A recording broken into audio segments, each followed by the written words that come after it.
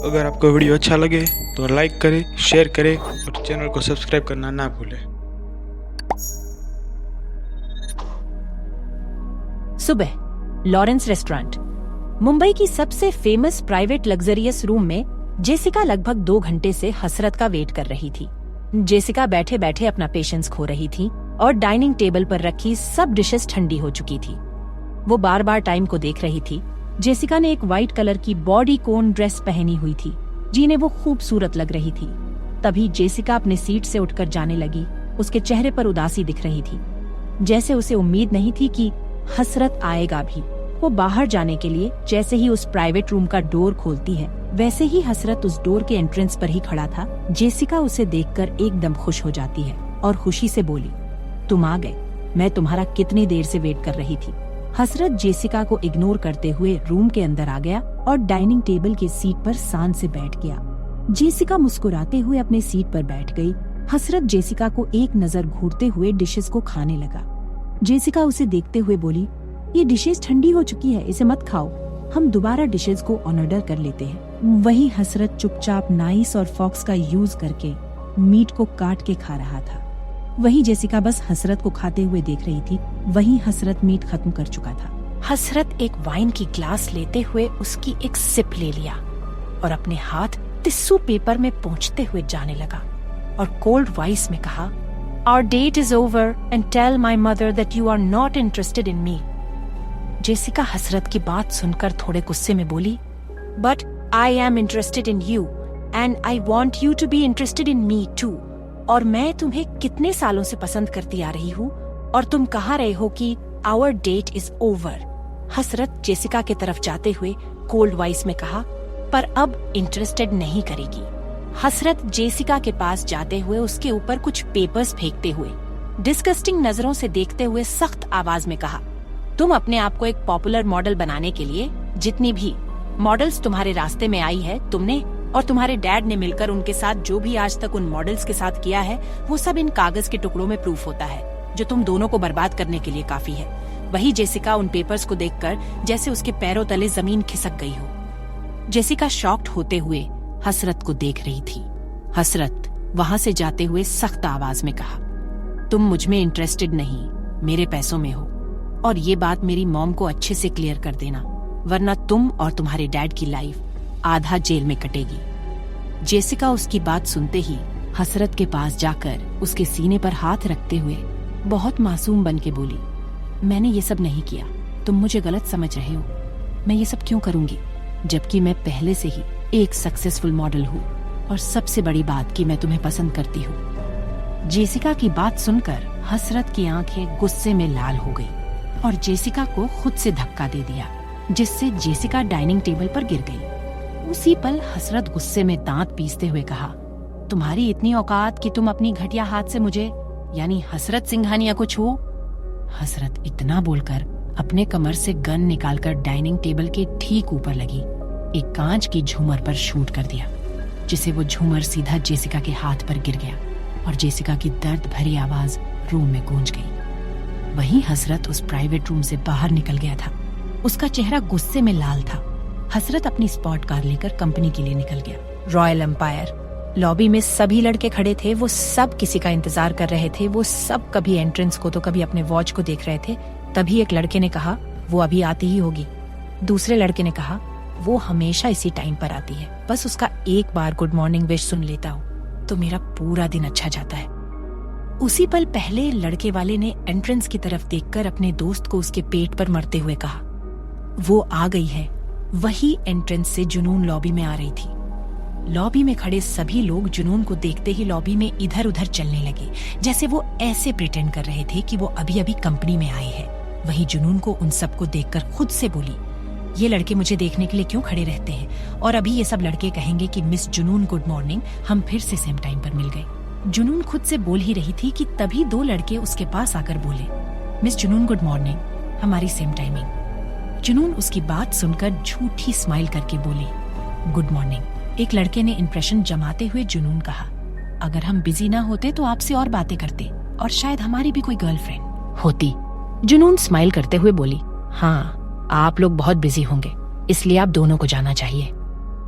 जुनून की बात सुनकर वो दोनों वहां से चले गए।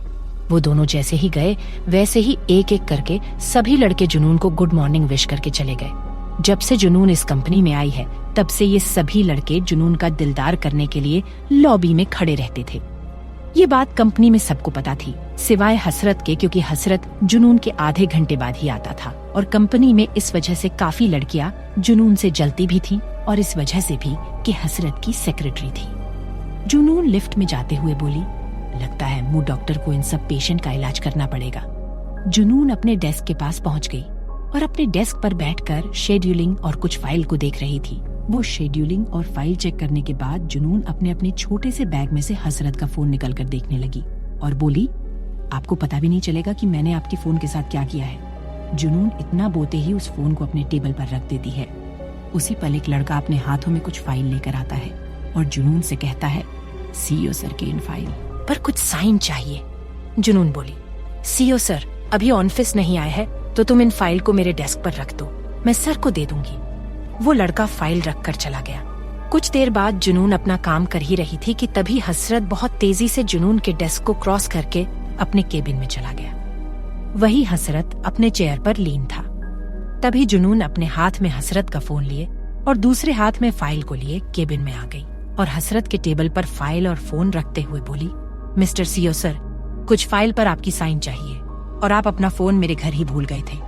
हसरत जुनून की आवाज सुनकर उसे अपने ठंडी आंखों से घूरने लगा। जुनून हसरत को देखकर अपनी आंखें घुमाकर बोली, मिस्टर सीईओ, मुझे नहीं घूरना है, फाइल को घूरना है। जुनून इतना बोलकर केबिन से जाने लगी। उसी पल हसरत पीछे से जुनून का हाथ पकड़कर अपने तरफ मोड़ लिया और अपना होंठ जुनून के होठों पर रख दिया। जुनून शॉक्ड हो गई और हैरानी से हसरत को देखने लगी। वही हसरत भी जुनून को अपनी गहरी आंखों से देखकर किस कर रहा था।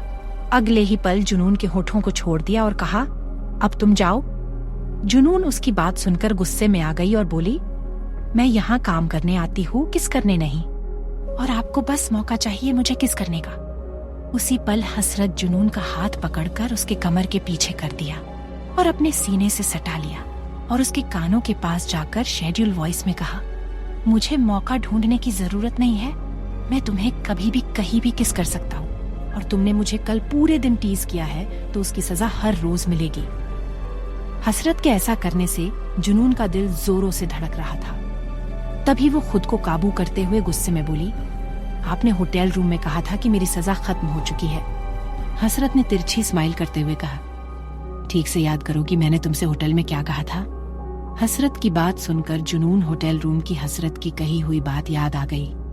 जुनून को याद आते ही वो अपने मन ही मन अपने पर गुस्सा करते हुए मन में बोली, आखिर मैं इतनी बुद्धू कैसे हो सकती हूँ।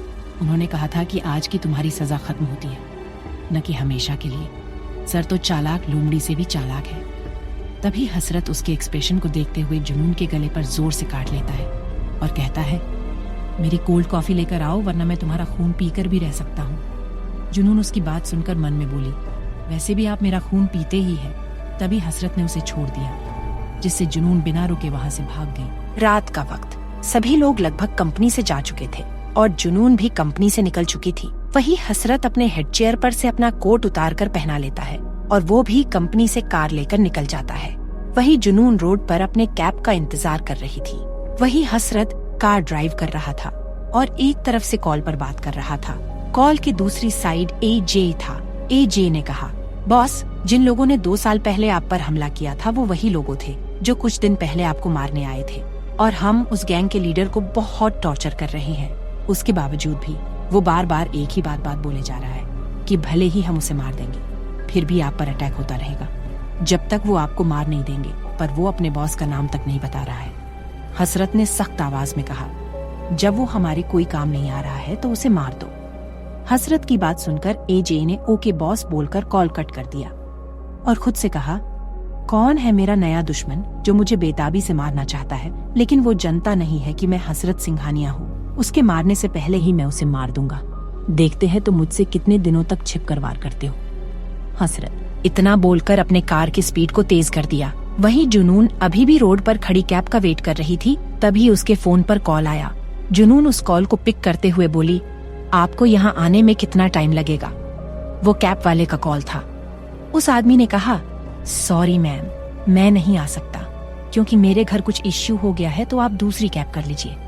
वो इतना बोलकर कॉल कट कर दिया और वहीं जुनून परेशान हो गई और क्यूट सा मुंह बनाते हुए खुद से बोली, हर एक बुरी चीज मेरे साथ ही क्यों होती है? अब इतनी रात में घर कैसे जाऊं? लागत मुझे ऑन्टो पकड़ना होगा। वो रोड पर खड़ी ऑन्टो को रोक रही थी, पर कोई भी ऑन्टो वाला नहीं रुक रहा था। जुनून परेशान हो गई। तभी वहां से एक कार बहुत स्पीड से गुजर गई, पर जुनून ने उस कार पर ध्यान नहीं दिया। उसी पल जुनून के पास एक बाइक आकर रुकी, जिससे अचानक आई बाइक को देखकर डर गई और वो उस बाइक वाले को देखने लगी। तभी उस बाइक वाले ने अपना हेलमेट का ग्लास को ऊपर कर दिया, जिससे जुनून देखकर रिलैक्स फील करते हुए गुस्से में बोली, तुम छोटे बच्चे ने मुझे डरा दिया। वो यश था। यश बहुत स्टाइल से बाइक से उतरकर कहा, मुझे कुछ भी बुलाओ पर मुझे छोटा बच्चा मत बुलाओ, आखिर मेरी भी कोई इज्जत है। जुनून हंसते हुए उसके कंधे पर हाथ फेरते हुए बोली, ओ छोटे बच्चे, तो मैं तुम्हें किस नाम से बुलाऊं? यश तुरंत खुश होकर बोला, तुम मुझे यश तो बुलाओगी नहीं, तो मुझे तुम हैंडसम बॉय बुलाना।